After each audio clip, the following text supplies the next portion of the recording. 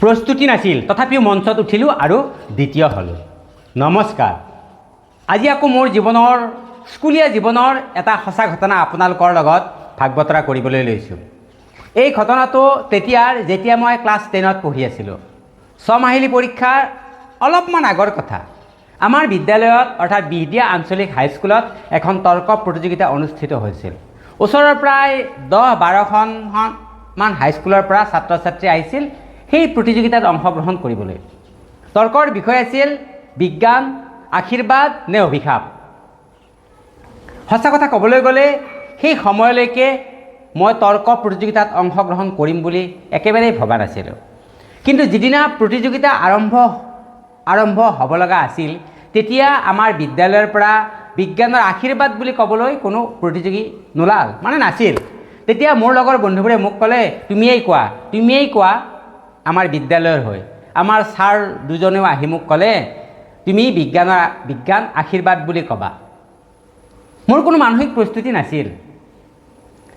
কি ক'ম, কেনেকৈ ক'ম, কোনটো যুক্তি কেনেকৈ দিম, মোৰ আগত দিয়া যুক্তিবোৰ কেনেকৈ খণ্ডন কৰিম, এইবোৰ একোৱেই ভাবি থোৱা নাছিলোঁ। কিন্তু ছাৰৰ কথা পেলাব নোৱাৰি, বন্ধুসকলৰ কথাও পেলাব নোৱাৰি শেষত মই প্ৰতিযোগিতাত মোৰ নামটো দি দিলোঁ। এতিয়া মই মঞ্চত উঠিবলৈ সাজু। মঞ্চত মই উঠিম আৰু তৰ্ক প্ৰতিযোগিতাত অংশগ্ৰহণ কৰিম। কিন্তু মোৰ আগত যিজন প্ৰতিযোগীয়ে ক'বলৈ উঠিল, তেওঁ আছিল দগাঁও হাইস্কুলৰ পল্লৱ ডেকা। পল্লৱ ডেকাই বিজ্ঞান অভিশাপ বুলি যুক্তি দাঙি ধৰিবলৈ আৰম্ভ কৰিলে। তেওঁ ক'লে যে বিজ্ঞান অভিশাপ, এই কথাটো ক'বলৈ গৈ তেওঁ ক'লে, বিশ্বযুদ্ধৰ সময়ত বিজ্ঞানৰ দ্বাৰা পাৰমাণৱিক বোমা নিৰ্মাণ কৰা হৈছিল আৰু সেই পাৰমাণৱিক বোমা হিৰোশ্বিমা আৰু নাগাচাকিত পেলোৱাৰ ফলত অসংখ্য মানুহৰ মৃত্যু হৈছিল আৰু 2খন চহৰ ধ্বংস হৈ গৈছিল। গতিকে বিজ্ঞান আশীৰ্বাদ নহয়, বিজ্ঞান সদায় অভিশাপ। এইদৰে যুক্তি দি তেওঁৰ যুক্তি শেষ কৰিলে। এতিয়া মোৰ পাল। ইয়াৰ পিছৰ প্ৰতিযোগী হ'লোঁ মই, যে বিজ্ঞান মই আশীৰ্বাদ বুলি ক'ব লাগে। মই মঞ্চলৈ আগবাঢ়ি গ'লোঁ। সঁচা কথা ক'বলৈ গ'লে তেতিয়াও মোৰ হাতত কোনো সম্পূৰ্ণ প্ৰস্তুত কৰা যুক্তি নাছিল। ছাৰসকলে মোক যি কৈছিল সেইমতে বিজ্ঞানৰ উপকাৰিতাৰ কথা ক'বলৈ আৰম্ভ কৰিলোঁ। বেছিভাগ মই চিকিৎসা বিজ্ঞানৰ কথা ক'লোঁ, বিজ্ঞানে কেনেকৈ আমাৰ বাবে আশীৰ্বাদ হৈ আছে, বিজ্ঞানৰ বিভিন্ন উপকাৰৰ কথা ক'লোঁ।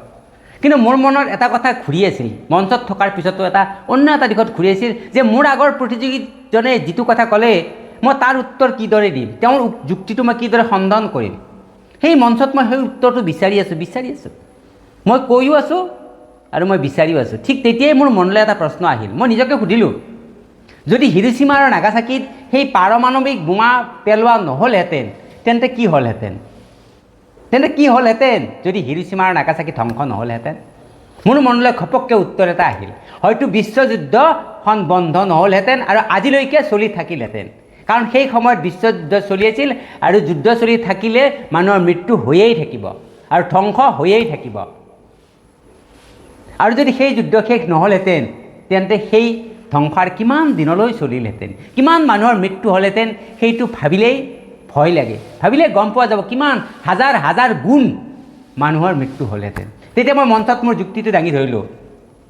যুক্তিটো আছিল এনেকুৱা ধৰণৰ, মই ক'লোঁ, হয়, হিৰোশ্বিমা আৰু নাগাচাকিত পাৰমাণৱিক বোমা পেলোৱাৰ ফলত অসংখ্য মানুহৰ মৃত্যু হৈছিল, 2খন চহৰ ধ্বংস হৈছিল। কিন্তু সেই সময়ত বিশ্বযুদ্ধ চলি আছিল। যদি সেই পাৰমাণৱিক বোমা পেলোৱা নহ'লহেঁতেন আৰু যুদ্ধখন চলিয়েই থাকিলহেঁতেন তেন্তে হয়তো আজিলৈকে সেই যুদ্ধ চলি থাকিলহেঁতেন। তাৰপিছত মই পুনৰাই ক'লোঁ, আৰু যদি বিশ্বযুদ্ধখন আজিলৈকে চলি থাকিলহেঁতেন তেন্তে হিৰোশ্বিমা আৰু নাগাচাকিত হোৱা ধ্বংস আৰু মৃত্যুৰ তুলনাত আজি বহু হাজাৰ গুণ বেছি মানুহৰ মৃত্যু আৰু ধ্বংস হ'লহেঁতেন। মোৰ সেই সময়ত যুক্তিটো আছিলে এনেকুৱাই।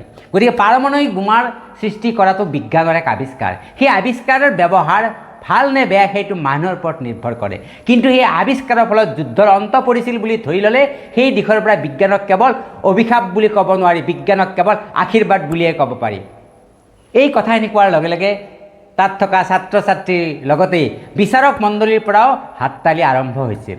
সেই মুহূৰ্তটো মোৰ আজিও মোৰ মনত আছে। মোৰ কিমান ভাল লাগিছিল, কিমান ফূৰ্তি লাগিছিল মই ক'ব নোৱাৰোঁ। কাৰণ মই সেই প্ৰতিযোগিতালৈ কোনো সম্পূৰ্ণ প্ৰস্তুতি লৈ যোৱা নাছিলোঁ।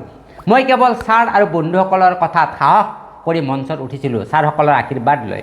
আৰু মঞ্চত উঠাৰ পিছত সেই মুহূৰ্ততে মোৰ মনলৈ এটা প্ৰশ্নৰ উত্তৰ বিচাৰি মই মোৰ যুক্তিটো আগবঢ়াইছিলোঁ। শেষত যেতিয়া প্ৰতিযোগিতাৰ ফলাফল ঘোষণা কৰা হ'ল, মই প্ৰথম স্থান লাভ নকৰিলোঁ, সঁচা কথা।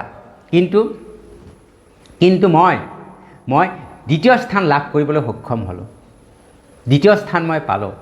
সেইদিনাৰ ঘটনাতে মোৰ জীৱনৰ এটা ডাঙৰ শিক্ষা দি গ'ল।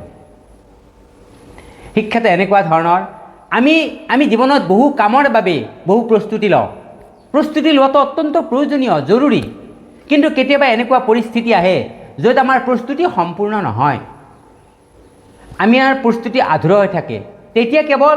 তেতিয়া কেৱল মোৰ প্ৰস্তুতি হোৱা নাই, মই নোৱাৰিম কিজানি, এই বুলি যদি আমি আঁতৰি যাওঁ, তেতিয়া আমাৰ কি হ'ব?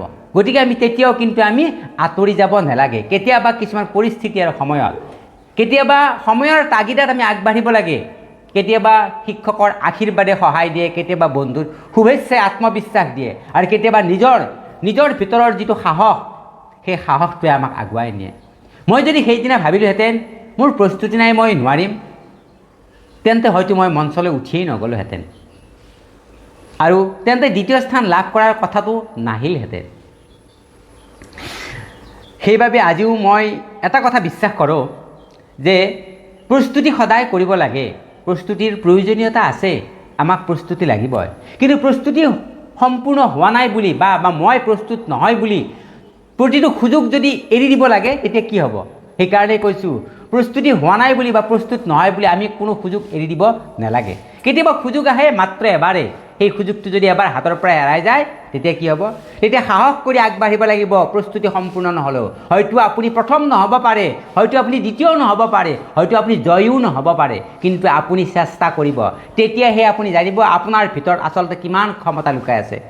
ক্লাছ 10ৰ সেই তৰ্ক প্ৰতিযোগিতাৰ দিনটো মোৰ জীৱনৰ এটা সৰু ঘটনা আছিল, কিন্তু এই সৰু ঘটনাৰে মোক এটা ডাঙৰ শিক্ষা দি থৈ গ'ল। প্ৰস্তুতিৰ লগতে মানুহক সাহস লাগে। যি মানুহৰ সাহস থাকে নহয়, তাক প্ৰস্তুতিৰ প্ৰয়োজন কম হ'লেও চলিব। আজি মোৰ এই কথাটোৰ আপোনালোকৰ কোৱাৰ উদ্দেশ্য এয়াই, জীৱনত কোনো এটা কামৰ বাবে আপোনাৰ প্ৰস্তুতি সম্পূৰ্ণ হোৱা নাই বুলি সুযোগটোক কেতিয়াও এৰি নিদিব। সুযোগটো আপুনি গ্ৰহণ কৰক। আপোনাৰ সন্মুখত সুযোগ আহিছে, আপুনি গ্ৰহণ কৰক। আপুনি প্ৰস্তুত নহ'ব পাৰে, যিমান পাৰে প্ৰস্তুতি লওক, আৰু যেতিয়া সময় আহিব সাহস কৰি আপুনি আগবাঢ়ি যাওক। হয়তো সেই সুযোগটোৱে আপোনাৰ জীৱনৰ এটা নতুন দুৱাৰ খুলি দিব পাৰে। আপুনি জীৱনত এনেকুৱা দিশত আগবাঢ়ি যাব পাৰে যিটো আপুনি কল্পনা কৰিব নোৱাৰে। আজিলৈ এয়াই।